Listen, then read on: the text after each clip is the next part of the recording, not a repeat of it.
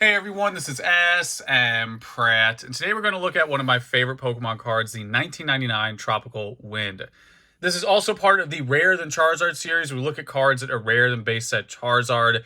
This one has everything going on and then some. Exclusive release, extremely rare, unique artwork, ton of history, also unique concept that's still used today at the current World Championship Tournament, which we'll talk about that later in the video, but we'll go ahead and get started with the OG.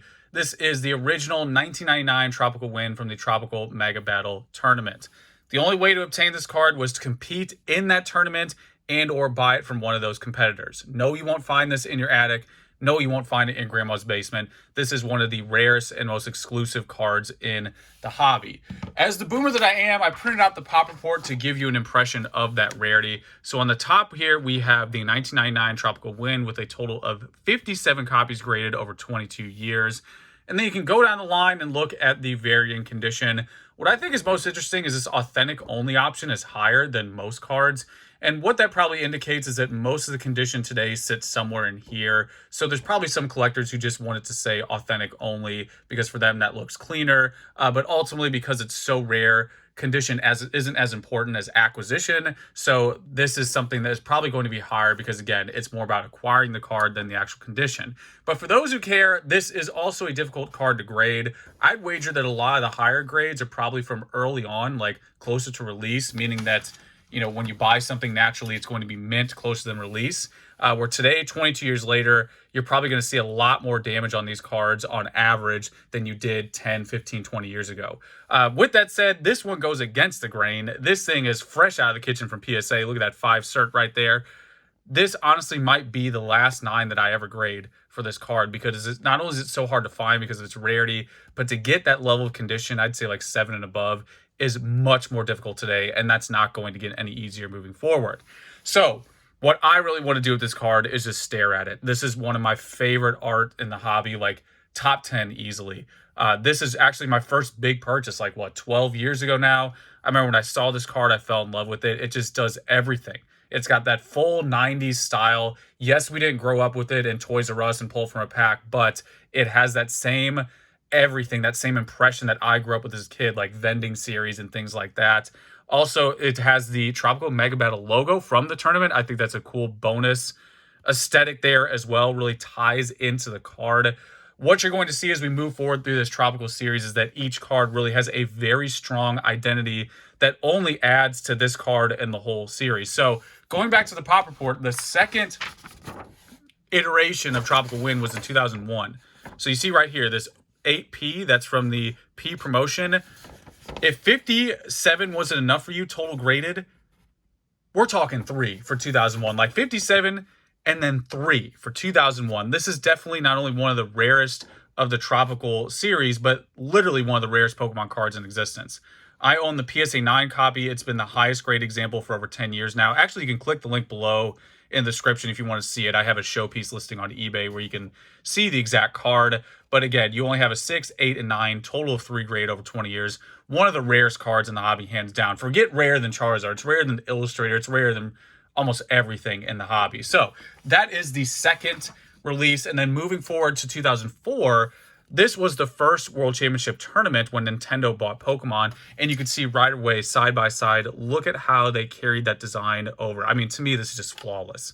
You keep that same design going with a little update. So in 2004, you threw in the Gen 3 Pokemon because that's when Gen 3 were new. But what's also cool is they have like the same tree, the same hammock, even the same little, you see that little, what is that in the background? That little hut there, that little spa. Yeah, you got everything there going on, similar design, just phenomenal. So this was the first release in English for the Nintendo side of the World Championship Tournament, and they still do the same thing today. So this was in Florida in 2004, then going into 2005, this was in San Diego, and they did tidal waves for both of the California releases. So San Diego here, Anaheim there. But what you're going to see is Psyduck is present throughout. It's going to be like a Where's Waldo of Psyduck. Like, where's Psyduck? He's in every single art moving forward. And I think, again, that's just another layer. These cards just have so many layers to them. This is in Anaheim. This was the Anaheim art. And then 2007, they went back to the Tropical Wind. I don't know if that was because it was back in Hawaii. So this was in Hawaii, World Championship Tournament in 07. And again, you could see the same tree, the little spa there in the background, similar cloud design. Psyduck, by the way, is never going to be as tranquil as he was in 99. He's always going to have some new Pokemon, in this case, Piplup and Coconuts messing with him. But again, I really like how they do this. This is when Diamond and Pearl was new. I remember when these Pokemon came out in 07, so I like how they tie that in. They tie in what's going on, some of the region as well. We'll really start to see that when we move forward through time. It's just everything you want from a collector perspective. Now we have 2008, which was in Orlando again. So 04 was the first one in Orlando, and then 08 was the second tournament. And you could see same tree, different art. This is, again, the Diamond and Pearl era. Psyduck's actually catching a nap there. You won't see that too often, but again, similar design with using, the same concept. And then 2009, we have Tropical Wind again in San Diego. Just going to show you every single art so you can see how they carried it through. There we go. We found Psyduck with his little ukulele. And then 2010, we went back to the tidal waves.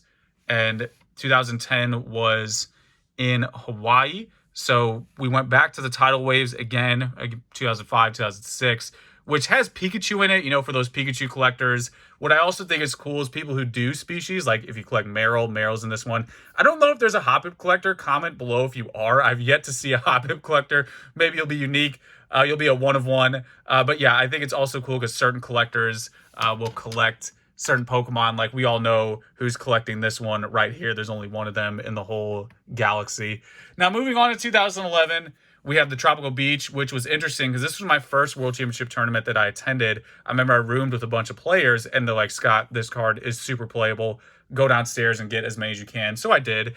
And it ended up being one of the most playable cards during that era and still today if you play that same format. So this was in San Diego again. And what I like about this is that you have like multiple San Diegos or like multiple Hawaiis, if you want to get into that sort of thing. But this one's cool because this was the new black and white era. These Pokemon were all new then. There's Psyduck way in the back. But also, 2011 is when they changed illustrators. Before it was Kazuki, then they went to Saito, 2011 forward. But I really like what Saito did. He did a great job carrying the torch and just continuing that same thing going. You see Psyduck back here soon, waiting for I don't know what. But this was in, you guessed it, Hawaii. For a while there, they were just picking petals. Hawaii, California, Hawaii, California. So this was back in Hawaii with the Hey Arnold Pikachu. But I just love how they integrate the style. You really see that with more of the modern ones, especially. Here we go with Vancouver, 2013. I guess, I don't know if Bidoof's like a little chirp at Canada, putting, it's basically like that, black and white's Rattata. But Bidoof is there front and center. You got Psyduck being blown away by Wailmer. Again, just love that. I love how he's always in the art. A new vibe every time. And then 2014 was DC. You have the duck boat. Psyduck turns into an entire duck boat. That's what they're doing. You got Pikachu there. You got Pavilion. Just a nice selection, again, of the X and Y Pokemon that were new at the time. And then 2015 was Boston. This is a ton of here. I don't even know how to go in. This one could be its own video. But a lot of this, there's a park right outside the convention center. These are all little, insignias. That's one of the statues there in Boston. There's a ton of history in Boston. So this does a great job of just giving you a little snapshot of that. And then 2016, we have the 20th anniversary. This one's definitely more popular because it has the starters. You see Psyduck back there sneak peeking around the corner. But this was definitely one of the more standout cards, 20th anniversary. They chose to put all the starters in there. Hey Arnold Pikachu in San Francisco. You could see, again, a little integration of San Fran. And then 2007 was in Anaheim again. This is, of course, by Disneyland, was right next to the convention. So you have, the roller coaster and Psyduck there, I guess, about to throw up from that. And then, unfortunately, I only have 2018. I don't have the 19 on hand. I don't know if I still have it at PSA or where it is. But 2018 was in Nashville. 2019 was in DC again. But this is the Nashville design. Ton of music. A lot of Pokemon in this one. But again, just showing you how they kept the same thing going throughout. And then tying back into the original, the 1999 why this card is so special, because not only does it age well with, becoming more difficult to acquire, condition, all those sort of things, it has this bonus aspect of like its identity still continues today, like through the World Championship tournaments. I can't say enough about this card. It's just, I love it from top to bottom. It has so much going on. It has such a strong identity. And, pushing rarity aside and all of that, just the collectability of it is just over the top. It's like 11 out of 10 for me. It just has so much going on. Artwork, history. Again, this like lineage of Worlds cards that are still in production today. I think it's just so cool, and it only adds to the OG right here. So there it is. The 1999 Tropical Wind, one of my favorite cards. Top 10 for me, easily. You know the deal. Let me know how you feel. Hopefully this is useful and you learned something new. And that's pretty much it, guys. Till next time.